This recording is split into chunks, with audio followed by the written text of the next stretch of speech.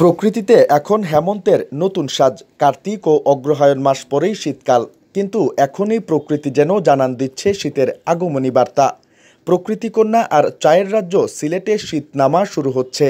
এরই মধ্যেই গরমের তীব্রতা কমে প্রকৃতিতে বইতে শুরু করেছে হিম বাতাস।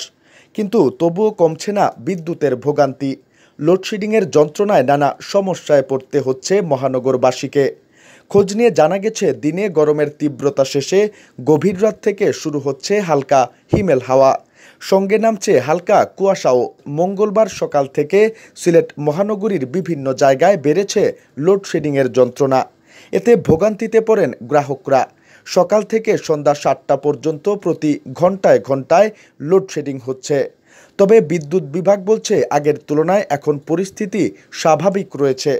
সিলেট বিদ্যুৎ বিক্রয় ও বিতরণ বিভাগের উপসহকারী প্রকৌশলী মোহাম্মদ আবু হুসাইন বলেন, আজ মঙ্গলবার সন্ধ্যা পর্যন্ত সিলেট জুনে বিদ্যুতের চাহিদা ছিল ১৬৫.২০ মেগাওয়াট, কিন্তু সরবরাহ করা হয়েছে ১২১.১০ মেগাওয়াট।